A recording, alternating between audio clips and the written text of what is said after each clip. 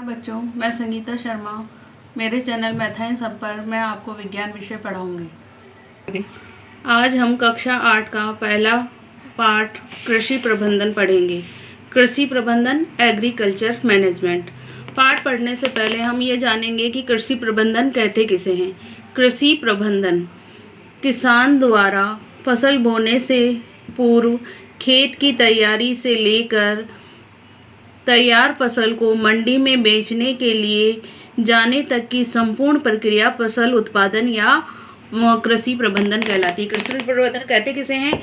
किसान मिट्टी की तैयारी से लेकर फसल को मंडी में पहुंचाने तक की जो संपूर्ण प्रक्रिया पूरी करता है उसे फसल उत्पादन या कृषि प्रबंधन कहते हैं। अब हम आज का जो चैप्टर है हम प्रश्न उत्तर विधि से पढ़ेंगे और इसको इसी तरह से पढ़ना है और इसी तरह से अपने नोट्स बनाते जाना है। अपना पहला क्वेश्चन है, कृषि प्रबंधन किसे कहते हैं? इसके विभिन्न चरणों के नाम लिखो। कृषि प्रबंधन किसे कहते हैं, यानी कि कृषि प्रबंधन की परिभाषा, जो कि हमें पूर्व में मैंने यहाँ लिखकर समझा रखी है। फिर इसी प्रश्न में दूसरा चरण है कि कृषि के कितने चरण होते हैं, खेती के कितने चरण होते हैं। इन चरणों को इसी क्रम में अपन को याद करना है जो अग्रलिखित है। पहला है मिट्टी की तैयारी। किसान खेत में फसल बोने से पहले मिट्टी की तैयारी करता है। फिर बुआई, बीज खेत में डालता है जिसे बुआई कहते हैं। पोषण देने के लिए मिट्टी को उसमें खाद और उर्वरक मिलाए जाते हैं। सिंचाई की जाती है। फसल जब पककर तैयार हो जाती है तो उसके साथ अनावश्यक पौधे उगाते हैं जिनसे फसल की सुरक्षा की जाती है। फसल की कटाई की जाती है। अनाज का भंडारण किया जाता है। ये हो गए खेती के चरण जो हमें इसी क्रम में याद करने हैं। इसको हम इस तरह से भी समझ सकते हैं। खेती के इन चरणों को क्रमशः याद करने और समझने के लिए हम निम्न प्रक्रिया अपना सकते हैं। हमें कोई भी पौधा बोने के लिए जो चरण कंप्लीट करने पड़ते हैं, जो चरण पूरे करने पड़ते हैं, जो प्रक्रिया पूर्ण करनी पड़ती है वो इस प्रकार से हैं। यदि हमें कोई पौधा उगाना है तो हम एक गमला लेंगे और उसमें मिट्टी की खुदाई करेंगे और उसके मिट्टी की तैयारी करेंगे। तो ये हुआ हमारा प्रथम चरण जिसे मिट्टी की तैयारी कहते हैं। मिट्टी की तैयारी के बाद दूसरा चरण अपना होता है बीज की बुआई। हम मिट्टी में बीज डालेंगे, इसको हम कहेंगे बुआई। हमने प्रथम चरण मिट्टी की तैयारी पूरी कर ली, बीज की बुआई कर दी। अब मिट्टी को न्यूट्रिएट करने के लिए, पोषित करने के लिए उसमें खाद और उर्वरक डाले जाते हैं। तो तीसरा चरण हो गया अपना खाद और उर्वरक। खाद और उर्वरक डालने के बाद बीज को अंकुरित करने के लिए उसमें पानी डाला जाता है। तो फोर्थ यानी चौथा चरण होगा अपना सिंचाई। सिंचाई के बाद पौधा अंकुरित होकर बड़ा हो जाता है और उसके साथ कुछ अनावश्यक पौधे भी उगाते हैं जिन्हें हम खरपतवार कहते हैं। ये खरपतवार जो होती है मिट्टी का पोषण ले लेती है और पौधे को पूर्णतः पोषित नहीं होने देती। इससे हमें फसल की सुरक्षा करनी होती है। तो पांचवा चरण हुआ अपना फसल की सुरक्षा। जब फसल पककर तैयार हो जाती है तो फसल की कटाई की जाती है। छठा चरण हुआ फसल की कटाई। सातवां चरण भंडारण। कटाई के बाद उसको भंडारित करना, इकट्ठा करके रखना भंडारण कहलाता है। इस प्रकार से ये कृषि के 7 चरण कंप्लीट हुए जो आपकी बुक में दिए हुए हैं। कृषि प्रबंधन की परिभाषा में हमने पढ़ा कि फसल कहते किसे हैं और इसका वर्गीकरण किस प्रकार से किया जाता है। जैसा कि मैंने दूसरे क्वेश्चन में दिया है कि फसल किसे कहते हैं। ऋतुओं के आधार पर फसल कितने प्रकार की होती है, नाम और उदाहरण लिखिए। तो सबसे पहले इस प्रश्न में अपन को क्या हल करना है, फसल किसे कहते हैं। तो फसल किसे कहेंगे, जब एक ही प्रकार के पादप बहुत बड़े क्षेत्र में एक साथ उगाए जाते हैं तो इसे फसल कहते हैं। जैसे कि मैंने यहाँ फसल की परिभाषा आप लोगों को दे रखी है, आप भी अपनी नोटबुक में से नोट कर लेंगे। ऋतुओं के आधार पर फसल कितने प्रकार की होती है। दूसरा इसी क्वेश्चन में दूसरा क्वेश्चन है कि ऋतुओं के आधार पर फसल कितने प्रकार की होती है। तो अपन को आंसर क्या करना है, ऋतुओं के आधार पर फसल 3 प्रकार की होती है। अब नेक्स्ट पूछा है नाम और उदाहरण। तो तीनों प्रकार के नाम, रबी की फसल, खरीफ की फसल और जायद की फसल। अब इसको डिस्क्राइब करेंगे, इसका वर्णन करेंगे। रबी की फसल किसे कहते हैं, हमने कहा ऋतुओं के आधार पर फसलें कितने प्रकार की होती है। ऋतुओं के आधार पर अपन पहली है रबी की फसल। रबी की फसल शीत ऋतु में बोई जाती है और इसे अक्टूबर से फरवरी के मध्य की फसल भी कहते हैं। अब नेक्स्ट पूछा था उदाहरण, तो उदाहरण इसके हैं गेहूं, जौ, चना, मटर, सरसों, अलसी आदि। दूसरी है खरीफ की फसल। यह वर्षा ऋतु की फसल कहलाती है। इसे जून से सितंबर के मध्य बोया जाता है। उदाहरण ज्वार, मक्का, मूंगफली, तिल, मूंग, उड़द आदि। तीसरी है जायद की फसल। यह ग्रीष्म ऋतु की फसल कहलाती है। इसे मार्च से जून के मध्य में बोया जाता है। तरबूज, खरबूज, ककड़ी, लौकी आदि। इस प्रकार से अपना ये दूसरा क्वेश्चन कंप्लीट होता है। इस क्वेश्चन में पूछा गया फसल किसे कहते हैं, तो हमें सबसे पहले लिखनी है फसल की परिभाषा। फिर पूछा गया है ऋतुओं के आधार पर फसल कितने प्रकार की होती है, नंबर ऑफ क्रॉप्स। तो फसलें कितने प्रकार की, 3 प्रकार की। तो अपन लिखेंगे ऋतुओं के आधार पर फसलें 3 प्रकार की होती है। फिर पूछा गया है इनके नाम और उदाहरण, तो इनके क्रमशः नाम लिखेंगे और इनके उदाहरण लिखेंगे। तीसरा प्रश्न है उपयोग के आधार पर फसलों का वर्गीकरण सारणी बनाकर कीजिए। एक सारणी बनाकर हमें उपयोग के आधार पर फसलों का वर्गीकरण करना है। उपयोग के आधार पर फसलें 3 प्रकार की होती हैं जो अग्रलिखित सारणी में दर्शाई गई है। अनाजी फसलें जैसे गेहूं, जौ, जवार, मक्का, बाजरा आदि। अब इसका उपयोग क्या किया जाता है, रोटी व दलिया बनाने में इसका उपयोग किया जाता है। दूसरी है दलहनी फसलें यानी दाल वाली फसलें, जैसे अरहर, मूंग, चना, उड़द, मसूर आदि। दाल बनाने के लिए इनका उपयोग किया जाता है। तिलहनी फसलें यानी कि जिनसे हमें तेल मिलता है, इसका उदाहरण है तिल, अलसी, सरसों, सोयाबीन, अरंडी, मूंगफली आदि। इन तेल का उपयोग किया जाता है, तेल के रूप में इसका उपयोग किया जाता है। मसाले वाली फसलें मिर्च, धनिया, जीरा, हल्दी, अजवाइन आदि मसाले के रूप में इसका उपयोग किया जाता है।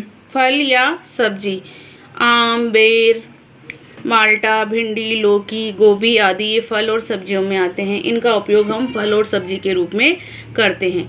अन्य फसलें जैसे औषधि और चारा, इनका औषधि और चारे के रूप में उपयोग करते हैं। तो फसल का वर्गीकरण 2 प्रकार से हो गया, ऋतु के आधार पर और उपयोग के आधार पर। अब अपन पढ़ेंगे कृषि के विभिन्न चरणों के बारे में। जो अपन ने आगे पढ़े थे, क्रमशः चरण पढ़े थे, उनको एक एक के बारे में प्रश्नों द्वारा समझेंगे। सबसे पहला चरण है मिट्टी की तैयारी। मिट्टी की तैयारी से संबंधित एक प्रश्न है, जुताई किसे कहते हैं? जुताई में काम आने वाले साधनों के नाम लिखो।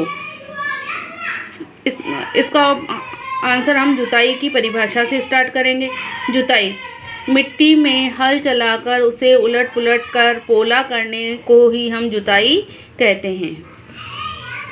खेत में हल चलाने या जुताई करने के लिए निम्नलिखित साधनों का उपयोग किया जाता है। पशुओं द्वारा पारंपरिक तरीका, ट्रैक्टर द्वारा आधुनिक तरीका। जुताई में काम आने वाले पारंपरिक व आधुनिक औजारों के नाम लिखो या कृषि के औजारों के नाम लिखो। पारंपरिक औजार हल और कुदाली, आधुनिक औजार कल्टीवेटर। पोली मिट्टी के लाभ लिखो या जुताई के लाभ लिखो। यहाँ पोली मिट्टी यानी जुताई करने के बाद मिट्टी पोली हो जाती है तो उसके लाभ पूछे गए हैं। पोली मिट्टी के लाभ अग्रलिखित निम्नलिखित पॉइंट्स में दिए गए हैं जो इस प्रकार से हैं। पहला, पोली मिट्टी के लाभ निम्नलिखित हैं। पहला, बीज मिट्टी के थोड़ा नीचे चला जाता है जिससे इसके अंकुरण में सरलता से हो जाता है। दूसरा, नए पौधे की जड़ें आसानी से गहराई तक जा सकती है। तीसरा, नए पौधे की जड़ें आसानी से शुष्क कर सकती है। चौथा, मिट्टी में रहने वाले लाभदायक सूक्ष्म जीव केंचुओं की वृद्धि करने में पोली मिट्टी सहायक होती है। पांचवा, मिट्टी की ऊपरी परत जुताई द्वारा नीचे चली जाती है जो पौधे की वृद्धि में सहायक होती है। दूसरा पॉइंट है बुआई करना। बुआई करने वाले पॉइंट में जो क्वेश्चन बनते हैं वो भी मैंने इसमें डाल दिए हैं। बुआई के लिए किसान किस प्रकार के बीजों का चयन करता है? बुआई के लिए किसान स्वस्थ और उत्तम किस्म के बीजों का चयन करता है। अब पूछा गया है कि स्वस्थ और अस्वस्थ बीजों की पहचान किसान किस प्रकार से करता है? स्वस्थ और अस्वस्थ बीजों की पहचान करने के लिए एक बाल्टी में पानी भरकर बीजों को जब उसमें डाला जाता है तो स्वस्थ बीज भारी होने के कारण बाल्टी के तली में बैठ जाएंगे और अस्वस्थ बीज ऊपर तैरने लगे, हल्के होने के कारण ऊपर तैरने लगते हैं। इस प्रकार से किसान स्वस्थ और अस्वस्थ बीजों की पहचान करता है। तीसरा प्रश्न है, बुआई में काम आने वाले पारंपरिक व आधुनिक औजारों के नाम लिखो।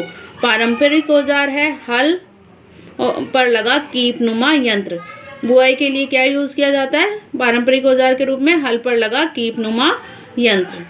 आधुनिक औजार ट्रैक्टर पर लगा सीड ड्रिल। खाद एवं तीसरा पॉइंट है खाद और उर्वरक।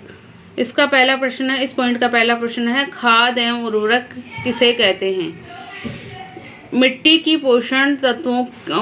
में पोषक तत्वों के स्तर को बनाए रखने के लिए जो पदार्थ मिलाए जाते हैं उन्हें खाद और उर्वरक कहते हैं। खाद एवं उर्वरक में अंतर लिखो। कोई 5 अंतर आपको लिखने हैं। 5 नंबर का क्वेश्चन आता है। यदि 5 अंतर लिखेंगे निम्न प्रकार सारणी बनाकर तो आपको पूरे मार्क्स मिलेंगे। खाद प्राकृतिक पदार्थ होता है, उर्वरक कृत्रिम पदार्थ होता है। यह जैविक पदार्थ होता है, प्रकृति से मिलता है, जीव जंतुओं से मिलता है तो ये जैविक पदार्थ होता है। ये रासायनिक पदार्थों से बनाया जाता है तो ये रासायनिक पदार्थ होता है। ये खेतों में बनाया जाता है, ये फैक्ट्रियों में बनाया जाता है। खाद में ह्यूमरस अधिक होता है, उर्वरक में ह्यूमरस नहीं होता है। खाद के उदाहरण हैं गोबर की खाद या कंपोस्ट खाद और वर्मिंग कंपोस्ट। उर्वरक के उदाहरण है urea, ammonium sulphate, super phosphate, potash आदि। छठा पॉइंट है खाद मिट्टी की जल धारण क्षमता को बढ़ाती है।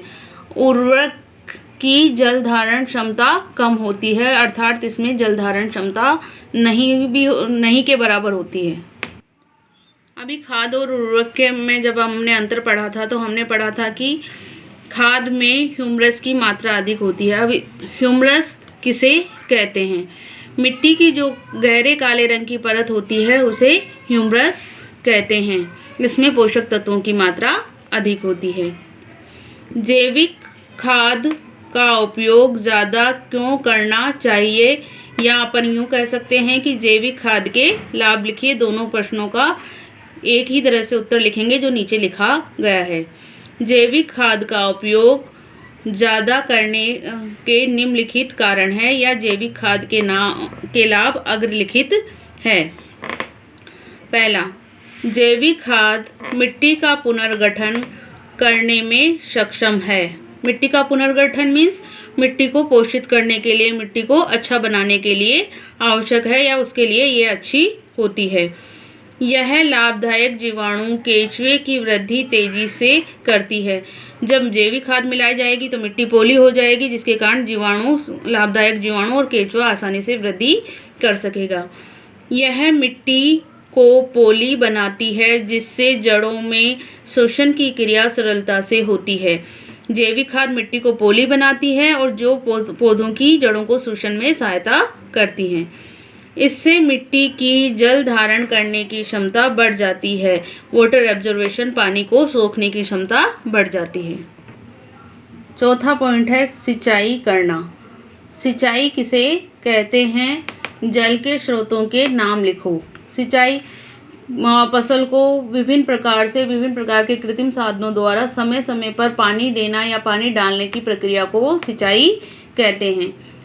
जल के स्रोत और साधन दो के बारे में पढ़ेंगे। यदि स्रोत के बारे में पूछा जाए तो हम लिखेंगे कि हमें पानी मिलता कहाँ से है। तो जल के स्रोत निम्नलिखित हैं: नदी, तालाब, कुआं, हैंडपंप, नहरें, बांध आदि।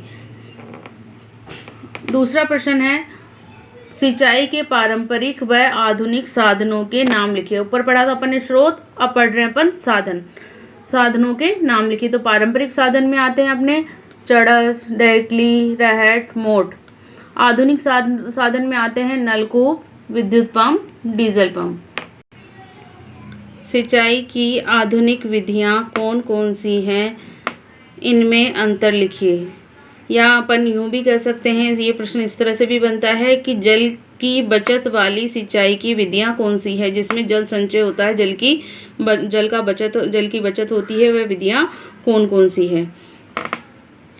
जल की बचत वाली सिंचाई की आधुनिक विधियां निम्नलिखित है। पहली है छिड़काव तंत्र और दूसरी है ड्रिप तंत्र। अब हमें इसमें अंतर लिखना है। अंतर वाला कोई भी प्रश्न अपन सोल्व करेंगे, हल करेंगे तो उसको सारणी बनाकर करेंगे। एक तरफ लिखा अपन ने छिड़काव तंत्र और दूसरी तरफ अपन ने लिखा ड्रिप तंत्र। पहला अंतर, इस विधि का उपयोग खेतों में किया जाता है। फसल जो किसान उगाता है उन खेतों में इनका उपयोग किया जाता है। इस विधि का उपयोग फलों के बागानों में किया जाता है। बाग यानी बड़े बड़े पेड़ लगाए जाते हैं, वहाँ इस विधि का प्रयोग किया जाता है। बहुवर्षीय जो पौधे या पेड़ लगाए जाते हैं उनमें इस विधि में छिड़क कर ऊपर से पानी डाला जाता है। इस विधि में बूंद बूंद कर पौधों की जड़ों में सिंचाई की जाती है।